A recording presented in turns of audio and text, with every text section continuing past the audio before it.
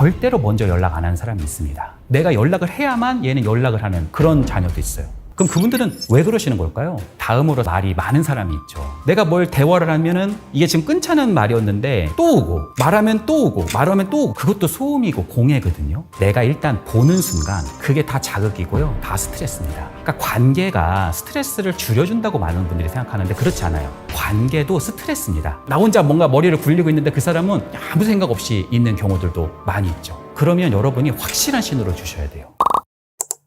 지식인사이드 구독자 여러분 모두 반갑습니다. 저는 현재 연세대학교에서 연구교수로 재직 중이고요. 많은 사람들을 상담하고 있는 상담심리사 이헌주라고 합니다. 우리 구독자 여러분들 사실 이런 경우 있잖아요. 자기가 SNS에다가 자기의 어떤 일상을 막 공유를 해요. 그리고 어떤 단체톡에 있을 때 거기다가 전체가 볼 수 있도록 뭔가를 막 게시는 하긴 해요. 근데 그 사람에게 내가 만약에 개인적인 연락을 하거나 거기에서 응답을 하면 거기에 대해서는 굉장히 침묵하는 사람들이 있어요. 또 다른 측면에서는 이런 게 있어요. 어쩔 때는 연락이 막 잘 돼요. 그랬다가 갑자기 연락이 뚝 끊겨서 잠수를 확 타시는 분들이 계시거든요. 근데 그분들을 한번 잘 보시면 감정이 불안한 경우들이 굉장히 많이 있습니다. 그러니까 예를 들자면 이런 거예요. 아침에는 막 해가 반짝반짝 뜨고 나는 모든 일이 잘 될 거야. 행복이 항상 나를 기다리고 있어. 근데 밤이 되면은 모든 사람은 다 의미가 없어. 부질없어. 삶은 고통이야. 라고 갑자기 카톡 푸사도 다 바뀌어 있는 그런 사람들이 있어요. 어떻게 보면 이렇게 잠수를 타는 그런 경우들은 활발했을 때는 내 감정이 좋으니까 그것을 막 표출하고 사람들한테 얘기를 했다가 내가 갑자기 딱 침울해졌을 때는 연락을 다 차단하고 회피하고 자신만의 공간으로 후퇴하는 그런 유형들도 사실은 잠수 타는 사람 중에 한 부분일 수 있습니다. 그런데 이런 경우가 아니라 어떻게 보면 유독 나에게만 잠수를 타고 있는 것 같다라고 했을 때는요, 잠수를 타는 것도 사실은 메시지입니다. 그건 뭐냐면 뭔가 그 사람이 나를 조금씩 멀리 하려고 하는 신호일 수 있습니다. 그래서 한번 점검해 보셔야 돼요. 얘 왜 이러지? 그냥 뭐 바쁜 일 있나 보다 이렇게 그냥 넘어가시는 분들이 계신데, 내가 혹시 이 사람에게 뭔가를 실수했을 수도 있고요, 아니면 오해가 있을 수도 있고요, 다른 사람이 험담을 해서 나를 나쁘게 봤을 수도 있고요, 이런 다양한 나에 대한 불편한 마음 때문에 잠수라고 하는 행동도 있을 수 있다라고도 말씀드릴 수 있을 것 같습니다. 다음 유형으로 할 말 없게 카톡하는 사람이 있어요. 근데요, 그렇게 카톡을 보내시는 분들도 되게 고충이 있는 경우들이 많아요. 아니, 나는 대화가 잘 이어지지 않는다. 이게 왜 뭐가 문제인지 잘 모르겠다. 사람들이 대답을 할 때 너무 단답식이 많이 나온다. 라고 이야기를 하는 경우들이 있는데, 그런 경우는 정말 꿀팁이니까 한번 자신의 카톡의 대화를 보시면서 지금 제가 말씀하시는 것을 한번 들어보셔도 좋을 것 같아요. 첫 번째는 완결형 문장을 쓰시는 분입니다. 그러니까 이런 거예요. 네, 반가워요. 저는 이렇게 지내고 있어요. 저는 정말 잘 지냅니다. 그래요. 다음번에 또 봬요. 이거를 한 문장에다가 다 쓰시는 분들이 있어요. 이런 분들을 보면은 카톡이 기승전결이 다 있는 거거든요. 근데 여기서 오해하시는 게 뭐냐면, 카톡은 문어체가 아니라 구어체입니다. 카톡은 이메일이 아니라 대화예요. 그리고 카톡은 편지가 아니라 관계를 맺는 과정이다. 상호작용이 되게 중요한 부분입니다. 그래서 이거를 내가 얘기를 하실 때 내가 너무 지금 서론부터 결론까지 다 얘기하고 있지는 않나? 이렇게 여러분이 한번 점검해 보시고요. 항상 미완성된 말을 항상 보내서 상대방이 그 미완성된 말을 함께 채워나갈 수 있는 그런 측면이 매우 중요하다고도 말씀드릴 수 있죠. 두 번째는요, 폐쇄형 말투를 쓰시는 분들도 계십니다. 그러니까 말 끝에다 항상 이렇게 얘기하는 거예요. 다 말하고 알겠니? 갔다 왔니? 그건 했니? 이렇게 표현하는 경우는 있어요. 여러분 한번 대답을 한번 보세요.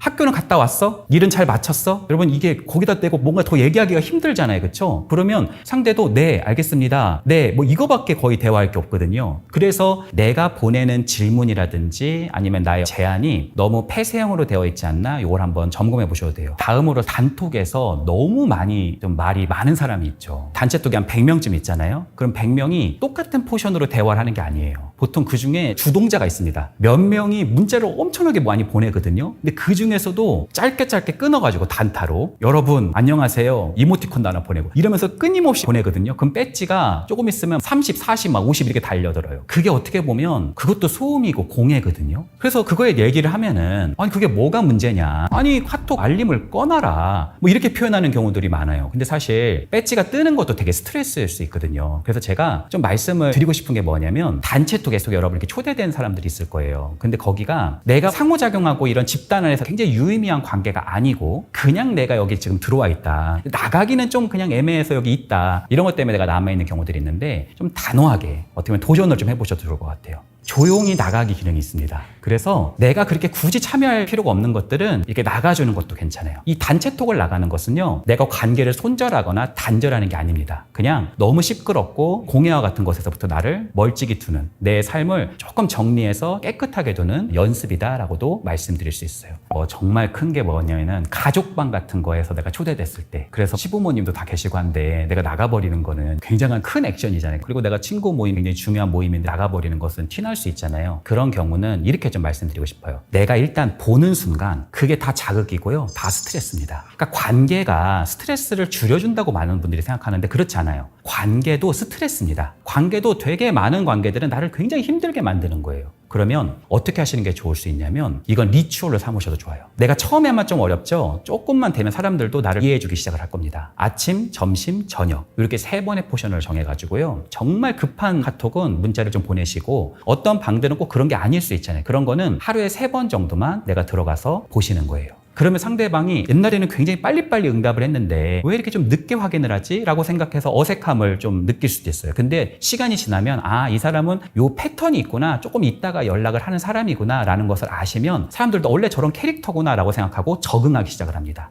그래서 항상 내가 배지를 무조건 지워야 된다고 생각하시는 분들이 계시거든요. 그렇게 하지 마시고 그냥 남겨두세요. 그것을 일정한 시간에만 체크업하시는 것이 나를 보호할 수 있습니다. 그래서 여러분들이 항상 온이 되어 있다, 나는 항상 당신의 말에 즉각 응답할 준비가 되어 있다라는 말은 여러분을 스트레스의 홍수 속으로 밀어넣는 것과 사실 다름이 없으니까, 여러분들 적절히 보호하고 거기에서부터 멀어져서 여러분의 시간을 갖는 것도 매우 건강하지 않을까 생각을 합니다. 근데 어떤 분도 그렇게 얘기를 하세요. 개인톡이면 어떻게 하냐. 개인톡으로 뭘 계속 보내시는 분들이 계시거든요. 또 내가 뭘 대화를 하면은 이게 지금 끊자는 말이었는데 또 오고, 말하면 또 오고, 말하면 또 오고, 계속 이러시는 경우들이 있거든요. 그러면 여러분이 확실한 신호를 주셔야 돼요. 다음에 또 연락하자. 그래, 내가 또 연락할게. 이렇게 말을 분명하게 얘기를 해주셔야 돼요. 이게 지금 내가 클로징 멘트를 한다는 뜻이거든요. 그래서 클로징 멘트를 명확하게 또 연락하자라고 하시고, 그걸로 좀 서운해할 수도 있잖아요, 어떤 사람이. 그러면 카톡을 막 얘기하시는 게 관계의 본질에서 굉장히 중요한 영역은 아닐 수 있습니다. 관계의 본질에서요, 정말 그 사람하고 나의 관계 요소가 크고 내가 관계적 방식이 매우 중요한 사람이면 카톡은 짧게 끊어주시고 나중에 직접 만나서 상호작용을 깊게 해보시는 것도 굉장히 중요한 토대일 수 있어요.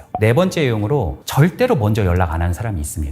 이게 사실 보편적으로 이런 거예요. 우리가 연락을 한다라는 건 그 사람이 생각이 나니까 연락을 하는 거잖아요. 그렇죠? 근데 연락을 내가 안 한다라는 건 그 사람이 생각이 안 나서 그럴 수도 있다는 거죠. 그것은 어떻게 보면 나한테 관심이 별로 없는 사람인 경우들이 굉장히 많이 있습니다. 그런데 그게 아닌 경우가 있어요. 예를 들자면 부모 자녀 간에서도 자녀인데 나한테 먼저 연락을 안 해요. 내가 연락을 해야만 얘는 연락을 하는 그런 자녀도 있어요. 또 며느리라든지 사위라든지 그런 사람 중에서는 그런 경우들이 꽤 많습니다. 이런 경우들은 수동적인 사람일 가능성이 매우 높습니다. 그러니까 이 사람은요, 연락을 먼저 하는 것이 되게 어려운 사람일 수 있고요. 또 수평적 관계에서는 내가 이렇게 연락을 하고 그러는데 윗사람한테는 연락을 먼저 취하는 게 마음이 없어서 그런 게 아니라 되게 어색하고 불편해서 그렇게 연락을 안 하는 사람들도 있어요. 그러면 왜 연락을 안 하니? 어떻게 된 거니? 이렇게 뭔가 비난하고 잔소리한다고 해서 그 연락이 더 오지는 절대 않거든요. 그래서 만약에 여러분들이 친한 친구라면, 아니면은 여러분이 이게 상호작용하는데 이 사람이 나한테 마음이 없는 건 아닌데 먼저 연락을 이제 하지 않아서 연락을 좀 할 수 있게끔 하려면 그분이 연락할 수 있는 판을 좀 깔아주시면 좋습니다. 어떻게 하시면 좋을까요? 고기도 먹어봐야 한다고 하잖아요. 그것처럼 이 사람이 먼저 연락할 수 있게끔 내가 대화를 해주는 겁니다. 예를 들자면 바로 전화하시기보다는 시간이 이때 내가 언제 괜찮은데 그때 한번 연락 한번 주겠어? 라고 표현해 주는 거예요. 또 어떤 면에서는 이거 다 하면은 그때쯤 돼서 연락 한번 줄래? 라고 그 사람이 연락할 수 있게끔 먼저 넌지시 제안해 주는 거예요. 그래서 먼저 내가 기다려주시고 연락이 오면은 굉장히 내가 환하게 웃으면서 그 연락을 받을 수 있겠죠. 그러다 보면 처음에는 그 사람이 그게 되게 부담될 수도 있어요. 근데 사실 관계라는 건 상호적이어서 연락을 내가 계속 주기만 할 수도 없는 거고 내가 받을 수만 있는 것도 아니잖아요. 그러니까 그 사람을 위해서도 처음에는 어색할 수 있어도 연락을 한 번, 2번 하다 보면 이게 쌓이고 쌓이다 보면 근력이 붙어서 연락을 하는 게 조금 더 쉬워집니다. 그러면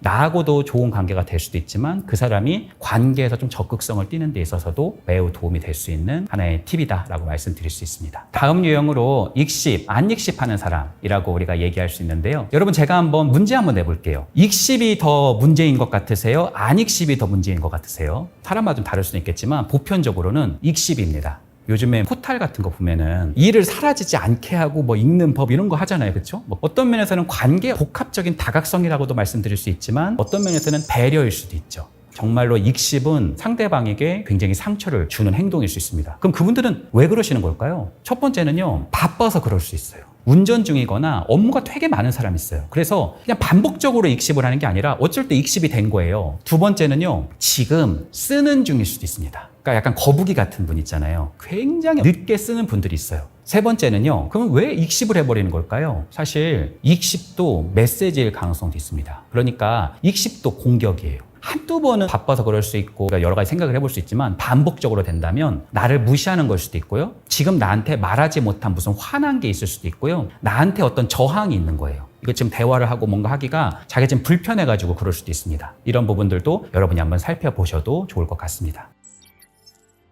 일단은 그 사람하고 내가 관계를 계속 이어나가려면요, 관계 시도를 안 하는 것보다 하는 게 좋습니다. 그러니까 왜 이 사람은 읽었는데 씹었지, 나를 지금 무시하는 건가, 어떻게 된 건가, 이 사람이 지금 바쁜 건가, 나에 대해서 무시하는 건가, 나한테 화난 건가, 이 사람이 지금 쓰는 중인 건가, 이런 생각을 계속 하다 보면 거의 잠을 못 자요. 너무너무나 화가 나가지고. 그리고 카톡 익십은 불면증의 한 원인입니다. 그래서 카톡 익십을 하면요, 잠을 자야 되는데 잠이 안 오니까, 그러니까 스마트폰 하고, 스마트폰 하니까 또 잠이 안 오고, 그래서 또 잠이 안 오니까 스마트폰 하고, 이게 반복될 수 있거든요. 그래서 이런 경우는 내가 조금 손해를 보고 내가 조금 용기가 필요한 일일 수도 있지만 이거는 왜 그런지를 대화를 해서 풀어나갈 필요가 있습니다. 그래서 내가 왜 연락했는데 연락이 좀 안 됐어, 이렇게라도 넌지시 물어봐 주시는 게 좋아요. 많은 분들이 내가 이용당했다고 오시는 경우들이 많아요. 그래서 무엇을 이용당했는지를 얘기를 들어보면 나는 그 사람을 위해 시간도 냈고 그 사람을 위해 돈도 썼고 그 사람을 위해 마음도 줬고 정도 줬고 했는데 그 사람은 돌아오는 게 없다는 거예요. 그러니까 나는 연락을 내가 하게 되면 내가 이제 기다리게 되잖아요. 근데 그 사람은 기다림에 대한 나의 메시지에 별로 무반응인 거예요. 그러면 내가 뭔가 되게 이용당했다는 느낌을 받는 거죠. 왜요? 나는 뭔가 이 사람에게 줬잖아요. 근데 이 사람한테는 무반응이니까 나는 뭔가 자꾸 손해가 났다고 생각을 하는 거예요. 사실 많은 분들이 잘 모르시는 경우가 있는데 인간관계는요, 본질적으로는 거래의 작용입니다. 되게 중요합니다, 이 부분이. 내가 닭볶음탕을 되게 열심히 만들었어요. 그래서 누군가에게 막 대접을 하면서 관계 시도를 하잖아요. 그건 순수한 이타성이 아니라 그 사람들이 그걸 먹으면서 되게 맛있다라는 인정 욕구를 바라면서 내가 닭도리탕을 준비하는 걸 수도 있겠죠. 그게 꼭 돈이 아니라 하더라도 내가 뭔가를 준다는 것은 그것을 받고 싶은 마음이 있는 거예요. 근데 이거에서 손해를 굉장히 많이 당하는 유형들은 뭐냐면 나는 관계구가 되게 높은 사람이에요. 근데 관계구가 굉장히 좁은 사람이 있거든요. 심지어 일중심적인 사람이 있어요. 그러면 그 사람이 무슨 소시오패스라 그런 게 아니라 내가 관계구가 되게 많아가지고 뭔가를 막 주는데 그 사람은 그게 좀 부담될 수도 있고요. 그거에 그렇게 뭐 무미건조할 수 있고요. 나는 막 주고 나서 막 줄다리기 하는 거예요. 이제 막 어떻게 내가 연락을 하면 나도 30분 있다가 연락을 해야지, 뭐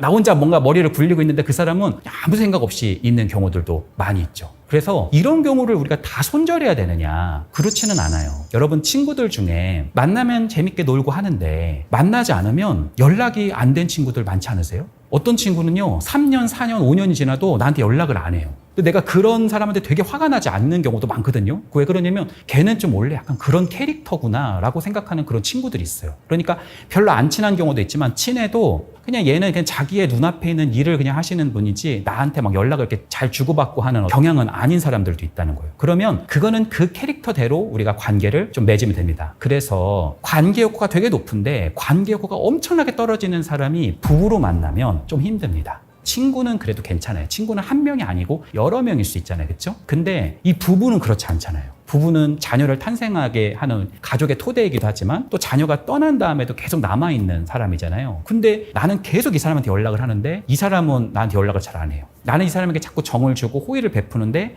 이 사람은 항상 무미건조해요. 뭐 예를 한번 들어볼게요. 실제 있었던 일인데 어떤 아내가 남편이 너무 무미건조하니까 이 사람이 나한테 이게 속상한 이유가 음식을 내가 조금 맛이 없게 해서 그런가? 이 사람이 된장찌개를 좋아한다고 했어. 이런 생각을 한 거예요. 자기 혼자서. 그래가지고 그 소고기를 얇게 이렇게 슬라이스로 썰어가지고 애호박도 막 넣고 양파도 넣고 막 이렇게 해가지고 그 레시피로 해서 본 다음에 엄청 맛있게 뚝배기에다가 된장찌개를 맛있게 끓인 거예요. 그래서 남편이 와가지고 그 무미건조한 표정 있잖아요. 아무 무미건조. 그래서 그걸 이렇게 딱 놓은 거예요. 근데 그분이 한 숟갈을 떠서 먹은 거예요. 근데 표정이 약간 약간 미묘하게 바뀌었거든요. 이거는 보통 맛이 아닌데? 라는 그 느낌의 표정을 바로 읽었거든요. 다시 원표정으로 돌아가는 거예요. 그 무미건전 표정으로. 그래서 여보, 된장찌개 맛이 어때? 이렇게 물어본 거예요. 그랬더니 남편이 쳐다도 안 보고 뭐라 그러냐면 된장찌개가 된장찌개지 뭐 이렇게 표현했다는 거예요. 그러니까 이게 막 어떻게 보면은 이것 때문에 20년, 30년 동안 내가 아무리 해도 이 사람은 진짜 우리 남편이 소시오패스라고 해서 많이 오는 경우에는 소시오패스가 아니라 그냥 관계욕구가 거의 없는 분들이 굉장히 있는 경우들도 있어요. 그런 분들한테 너 많이 외롭지? 당신 참 많이 고립돼 있지? 라고 물어보면 아니요, 잘 지내는데요? 왜요? 뭐가 문제예요? 이렇게 얘기하는 경우들도 굉장히 많습니다. 그래서 이게 사람이 나쁜 게 아니라 관계 욕구의 차이가 너무 큰 것도 성격상의 결함이 아니라 하더라도 어떻게 보면 만나는 데 있어서 상극일 수 있습니다. 나는 이 사람한테 관계 욕구를 투여하는데 그렇지 않는 관계가 나온다면 이런 걸 한번 주의해 보셔라 라고도 말씀드릴 수 있겠네요.